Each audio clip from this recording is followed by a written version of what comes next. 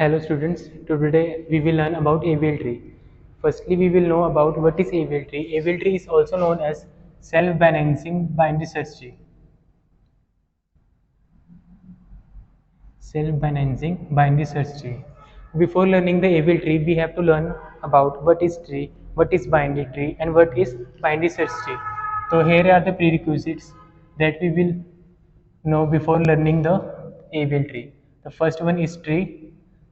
The second one is binary tree, and the third one is binary search tree. So basically first one we will discuss about tree. What is tree?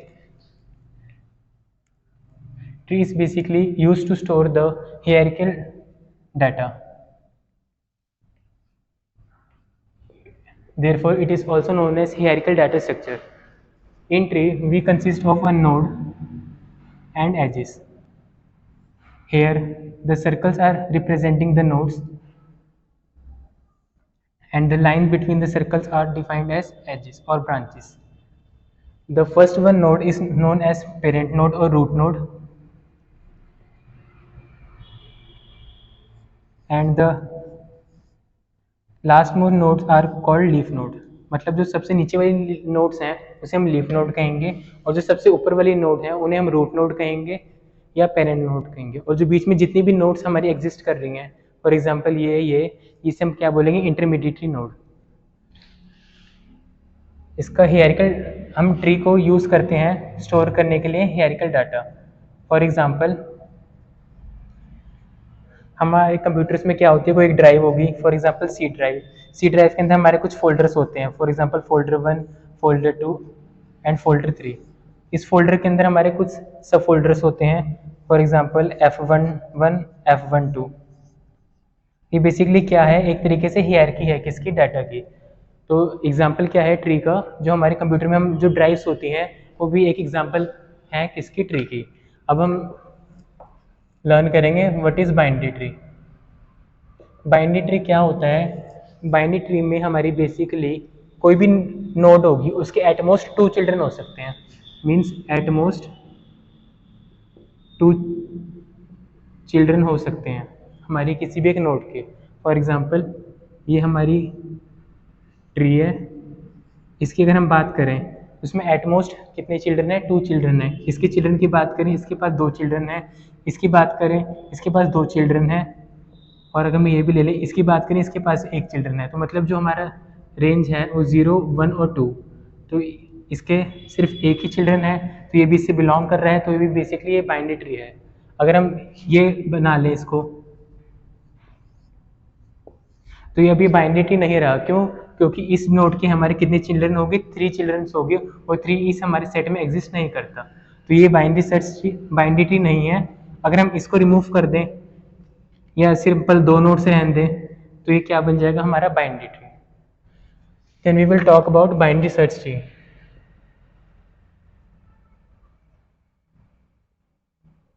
Binary search tree क्या है, binary search tree भी एक basically एक तरीके का binary tree है, but इसकी extra properties हैं. प्रॉपर्टीज क्या है कि जो वैल्यूज है, जो हमारी रूट नोड है या कोई भी नोड है, रूट के अंदर फॉर एग्जांपल हमारी वैल्यू है x, तो इसके जो लेफ्ट सब ट्री में जो भी वैल्यूज होंगी वो क्या होंगी, x से लेस होंगी. मतलब जो ये वाली रूट की वैल्यू है ये हमेशा x से कम होगी.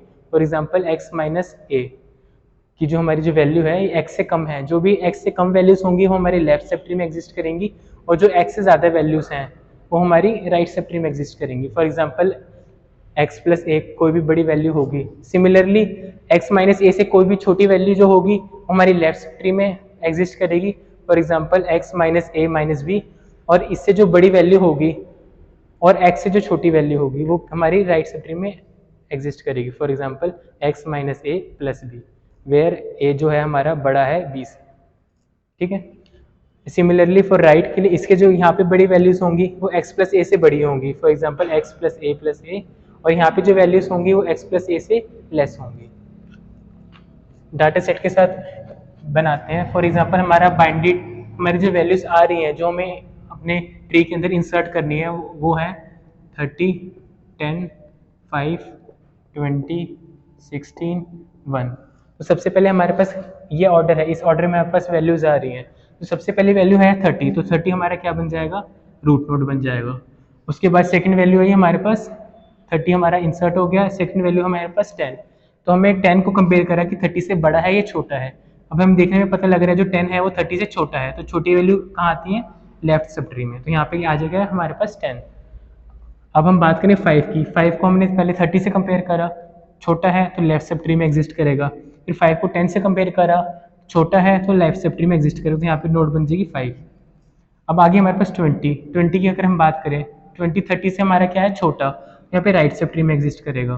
तो राइट सब ट्री में बात करें 10 और 20 में से 20 बड़ा है, तो यहाँ पे राइट में एग्जिस्ट करेगा, तो यहाँ पे आ जाएगा हमारे पास 20। एक हम वैल्यू और ले लेते हैं, फॉर एग्जाम्पल 40। अब उसके बाद क्या है, ये इंसर्ट होगी, अब 16 रह गई। 16 क्या है, 30 से छोटी है तो लेफ्ट सब ट्री में, 10 से बड़ी है तो राइट सब ट्री में, बट 20 से छोटी है तो यहाँ पे आएगी लेफ्ट सब ट्री में, तो यहाँ पे आ जाएगा 16 भी इंसर्ट हो गया। अब आगे हमारे पास 40। अब हम 40 को कंपेयर करें, 30 से हमारी वैल्यू है 40 बड़ी है, तो यहाँ पे राइट सब ट्री में एग्जिस्ट करेगी। तो बेसिकली जो हमारा ये डाटा सेट था, इसके अकॉर्डिंग जो हमारा बाइनरी सर्च ट्री बनना चाहिए वो ये वाला बाइनरी सर्च ट्री है। बट हमने यहाँ पे एक चीज़ नोटिस करी कि जो सा हमारा ऑर्डर है उसी हिसाब से हमारे जो ट्री का स्ट्रक्चर है वो चेंज हो सकता है। अगर हमारी कोई भी वैल्यूज अगर हमारी सॉर्टेड मैनर में है, फॉर एग्जांपल 1 2 3 4 5, तो क्या इसका ट्री बनेगा 1 2 3 4 5। अब हमें सर्चिंग करनी हो, अगर हम इसमें सर्चिंग करें तो हमारा टाइम जो डिपेंड होगा वो डिपेंड होगा हाइट पे, कि जो हमारा जो जितना भी हमें कोई एलिमेंट को सर्च करना है वो डिपेंड डायरेक्टली कर रहा है हाइट पे। बट अगर इन सॉर्टेड ऑर्डर में है, आइदर इन इंक्रीजिंग ऑर्डर और डिक्रीजिंग ऑर्डर, फॉर एग्जांपल 5 4 3 2 1 है, तो डिक्रीजिंग ऑर्डर में है, डिक्रीजिंग ऑर्डर में भी कैसे ट्री बन जाएगा, 5 4 3 2 1।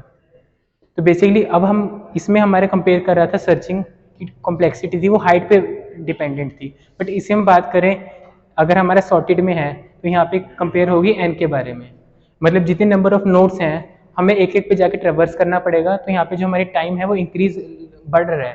तो इसीलिए हमारा जो कंसेप्ट आया एविल ट्रीज का वो इंट्रोड्यूस हुआ। एविल ट्रीज में हम क्या करते हैं, AVL tree is based upon a property which is called as balancing factor. Balancing factor क्या होता है, एविल ट्री में हम सबसे पहले बैलेंसिंग फैक्टर बारे में पढ़ेंगे। बैलेंसिंग फैक्टर होता क्या है, बैलेंसिंग फैक्टर की बात करें तो बैलेंसिंग फैक्टर होता है height of left sub tree minus height of right sub tree. Example के लिए, अगर एग्जाम्पल के साथ समझें तो ये हमारा कोई ट्री है ABCDEF। अब height of left sub tree, अगर हम डी के लिए कैलकुलेट करें बैलेंसिंग फैक्टर, तो इसकी हाइट का, इसके नीचे जो कोई ट्री नहीं है तो इसकी हाइट है 0, और राइट सब ट्री की भी हाइट क्या है 0, क्योंकि राइट में भी कुछ नहीं है, तो इसका आंसर क्या आ जाएगा 0। तो बेसिकली हम एविल ट्री में हर एक नोड का हम क्या कैलकुलेट करते हैं, बैलेंसिंग फैक्टर। और कोई भी ट्री बैलेंस हमारा तब माना जाएगा जब उसका बैलेंसिंग फैक्टर या तो -1 हो या 0 हो या 1। इसके अलावा कोई भी वैल्यूज हमारी एग्जिस्ट नहीं कर सकती। तो अगर हम इसका कैलकुलेट करें, इसका बैलेंस फैक्टर 0, इसका कैलकुलेट करें तो लेफ्ट में कुछ नहीं है राइट में कुछ नहीं है, 0 - 0 = 0। सिमिलरली एफ की बात करें, लेफ्ट में कुछ नहीं है राइट में कुछ नहीं है, तो 0 - 0 = 0। अगर हम सी की बात करें, लेफ्ट में एक चाइल्ड है तो 1, और राइट में भी एक चाइल्ड है उसकी हाइट 1 है, 1 - 1 0। अगर बी की बात करें तो यहाँ पे लेफ्ट में एक चाइल्ड है, राइट में कोई चाइल्ड नहीं है, 1 - 0 = 1। उसके बाद हम बात करें ए की लेफ्ट में देखा 2 है, राइट में भी देखा एटमोस्ट हाइट क्या है 2 है, तो 2 - 2 = 0। तो इसकी बात करें, ये हमारा क्या है, बेसिकली एक तरीके का बैलेंस्ड ट्री है। अगर एक अनबैलेंस्ड का एग्जांपल लें तो for example A B C ये हमारा ट्री है, इसका बैलेंसिंग फैक्टर कैलकुलेट करेंगे, लेफ्ट माइनस राइट 0 - 0 = 0। बी के लिए कैलकुलेट करेंगे लेफ्ट माइनस राइट 0 - 1 = 1। ए के लिए कैलकुलेट करेंगे लेफ्ट माइनस राइट 0 - 2 = -2। अब इसमें हम देखें 1 तो कंटेन हो रहा है हमारा इस सेट से, 0 भी कंटेन कर रहा है, बट -2 कंटेन नहीं कर रहा, तो इसलिए हमारा क्या हुआ, ये जो ट्री है ये बैलेंस्ड नहीं है।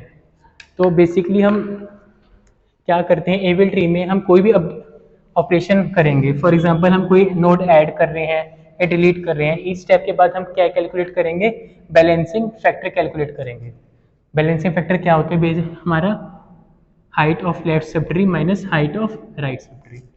अब हम एक एग्जांपल लेते हैं, फॉर एग्जांपल हमारा है 10, 20, 30, इस ऑर्डर में हमारी वैल्यूज आ रही हैं। तो बेसिकली हम पहले बात करें तो हमारी 4 रोटेशंस होती हैं एवीएल ट्री के अंदर। वो 4 कौन कौन सी होती हैं, 4 केसेस होते हैं, ये हमारी केस, और इस केस के रिगार्डिंग हम कौन सी रोटेशन परफॉर्म करेंगे वो रहा ये। तो पहला केस होता है हमारा एल एल केस, दूसरा होता है आर आर केस, तीसरा होता है एल आर केस, और चौथा होता है हमारा आर एल केस।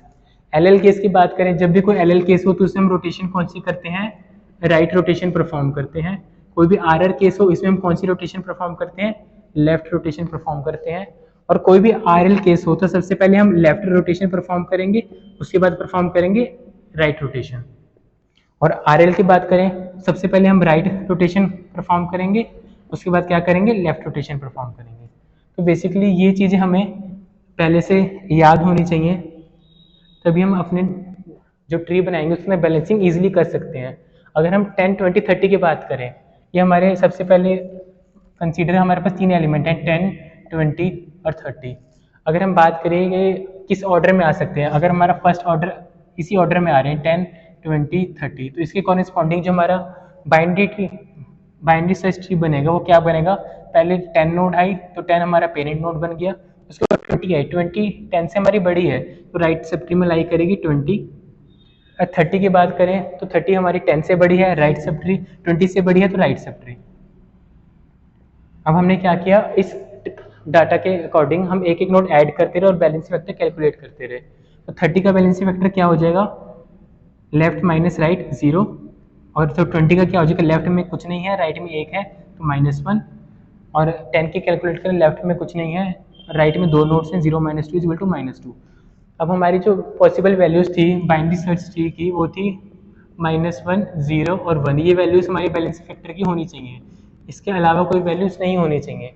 बट यहाँ पे हम नोटिस कर रहे हैं कि जो हमारा बैलेंसिंग फैक्टर आ रहा है ये 2 आ रहा है, मतलब यहाँ पे हमें रोटेशन करनी है, यहाँ पे प्रॉब्लम है। अब रोटेशन कौन सी लगेगी, तो प्रॉब्लम यहाँ पे है, और जो लास्ट में नोड ऐड हुआ है वो 30 वो यहाँ पे है। तो हम जहाँ से प्रॉब्लम है वहाँ से हम जो नया एलिमेंट ऐड हुआ है उसकी तरफ मूव करते हैं।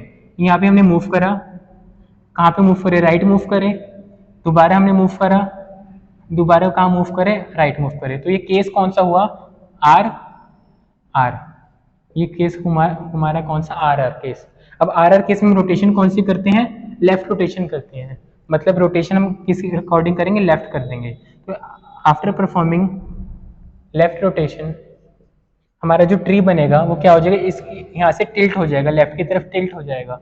तो क्या बन जाएगी, 20 हमारी ये नोड बन जाएगी, 30 इधर आ जाएगा और 10 इधर आ जाएगा। तो ये हमारी रिजल्टेंट हुई आफ्टर बैलेंसिंग। अगर हम इसका बैलेंसिंग फैक्टर कैलकुलेट करना चाहें तो हाइट इसकी हुई left minus right is equal to 0, left में 0 राइट में 0, 0 - 0 इज इक्वल टू 0, लेफ्ट में 20 के कॉरेस्पॉन्डिंग लेफ्ट में 1, राइट में भी 1 तो 1 - 1 इज इक्वल टू 0।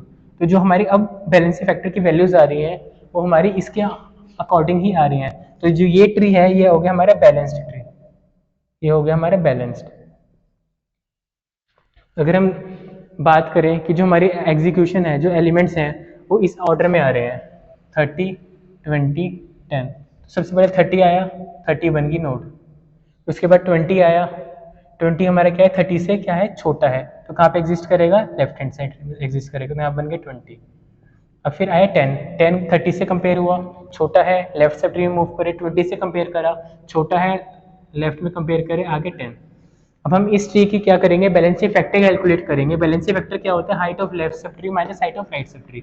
लेफ्ट में कुछ नहीं है, राइट में कुछ नहीं है, 0 - 0 is equal to 0। 20 corresponding calculate करें, लेफ्ट में 1 है, राइट में कुछ नहीं है, तो 1 - 0 इज इक्वल टू 1। 30 के कॉरेस्पॉन्डिंग कैलकुलेट करें तो लेफ्ट में 2 नोड्स हैं, मतलब लेफ्ट की हाइट 2 है, राइट में कुछ नहीं है, तो 2 - 0 इज इक्वल टू 2। अब हम देखें यहाँ पे 0 है, यहाँ पे 1 है, यहाँ पे 2 है, 0 यहाँ पे एग्जिस्ट कर रहा है, 1 एग्जिस्ट कर रहा है, 2 एग्जिस्ट नहीं कर रहा, मतलब जो प्रॉब्लम है वो इस ट्री में हमारी प्रॉब्लम आ गई है। कहाँ पे प्रॉब्लम है, इस नोड पे प्रॉब्लम है, और लास्ट में एलिमेंट हमने कौन सा ऐड करा है, ये वाला ऐड करा है। तो यहाँ से हम क्या करेंगे, इस नोड की तरफ मूव करेंगे। फॉर एग्जांपल हम यहाँ पे गए, लेफ्ट में मूव करें तो एल, राइट में दोबारा आई, दोबारा लेफ्ट में मूव करें तो एल। तो ये कौन सा केस हुआ? L L case. L L case में हमने क्या सीखा था, क्या करते हैं, राइट रोटेशन परफॉर्म करते हैं। अब राइट रोटेशन कहाँ परफॉर्म करेंगे, यहाँ पे ऐसे राइट रोटेशन हम इसे यहाँ से उठा के टिल्ट कर देंगे तो बीच में 20 आ जाएगा, इधर 10 आ जाएगा, इधर क्या आ जाएगा, 30 आ जाएगा। ठीक है, तो ये अब हमारा इस कैलकुलेट करें बैलेंस वेक्टर है 0 0 1 -1 इज इक्वल टू 0। तो ये ट्री है हमारा बैलेंस्ड हो गया। तो बेसिकली हमने दो केस डिस्कस कर लिए हैं।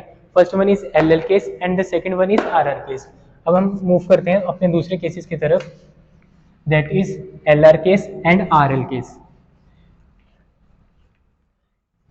एल आर केस के लिए अगर हम ऑर्डर ऑफ एग्जीक्यूशन देखें, हमारा 20 आया, 10 आया, 30 आया। अगर हम इसके कॉरिस्पॉन्डिंग हम ट्री बनाएं तो क्या होगा, हमारा ट्री बनेगा 20 10 30, बट ऑटोमेटिकली बैलेंस है तो ये वाला ऑर्डर हम कंसीडर नहीं करते।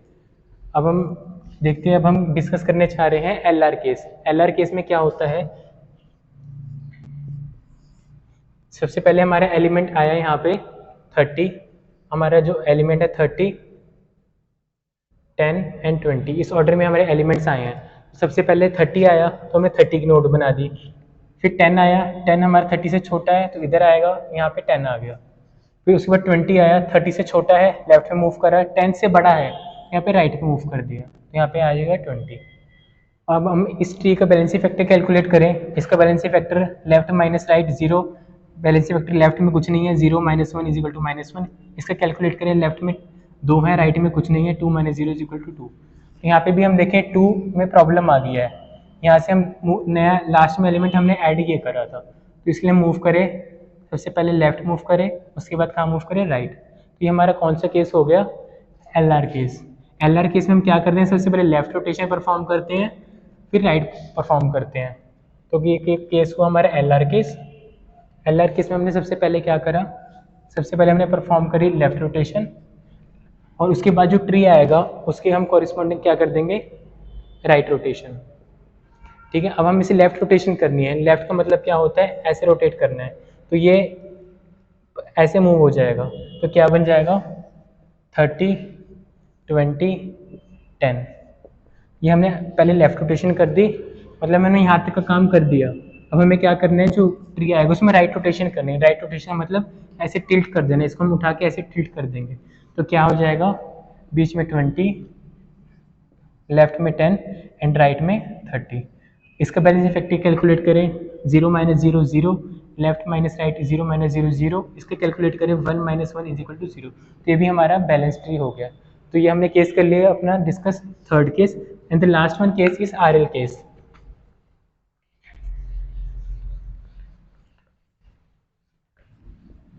अपना लास्ट में केस डिस्कस कर रहे हैं R L case. For example हमारे पास एलिमेंट्स इस ऑर्डर में आ रहे हैं 10 30 20। अब 10 30 20 के लिए हमने बाइनरी सर्च ट्री बनाएंगे, तो क्या बनेगा, 10 30, 10 से बड़ा है राइट हैंड साइड में 30, और जो हमारा 20 है वो 10 से बड़ा है राइट में, लेकिन 30 से छोटा है लेफ्ट में, तो ये आ जाएगा 20। इसके लिए हम अपना बैलेंसिंग फैक्टर कैलकुलेट करें। इसका बैलेंसिंग फैक्टर 0, इसके balancing factor 1 - 0 is equal to 1। इसके कैलकुलेट करें तो 0 - 2 इज इक्वल टू -2। प्रॉब्लम यहाँ पे है, लास्ट में हमने कौन सी नोट ऐड करी है, 20 नोट ऐड करी है। तो यहाँ से हम देखें, ये हम पहले राइट हैंड साइड मूव करें, फिर लेफ्ट हैंड साइड मूव करें, तो कौन सा केस बना, ये आर एल केस बना। आर एल केस में हम रोटेशन कैसे करते हैं, सबसे पहले राइट रोटेशन करेंगे, फिर लेफ्ट करेंगे। तो इसके लिए कॉरिस्पॉन्डिंग हम पहले राइट रोटेशन करेंगे, जो हमारे ट्री आएगा उसके हम क्या कर देंगे, लेफ्ट रोटेशन कर देंगे।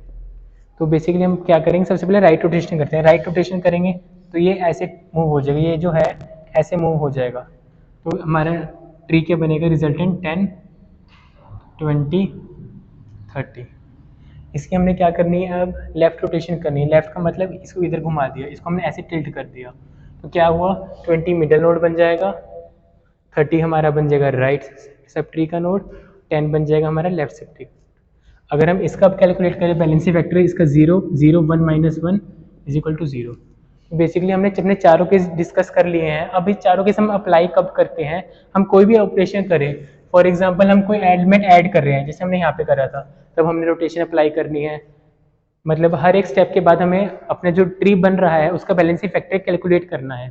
तो बैलेंसिंग फैक्टर कैलकुलेट करेंगे, अगर कहीं प्रॉब्लम आएगी तो उसके कॉरेस्पॉन्डिंग हम रोटेशंस करेंगे। ऐसे अगर हमें कोई एलिमेंट डिलीट कर रहा है तो हर डिलीट के ऑपरेशन के बाद भी हम अपना बैलेंसिंग फैक्टर हर एक नोड के कॉरेस्पॉन्डिंग कैलकुलेट करेंगे। अगर कोई प्रॉब्लम आती है तो उसके कॉरेस्पॉन्डिंग हम केस डिस्कस कर रखे हैं, उसके हिसाब से हम रोटेशन करेंगे। Thank you.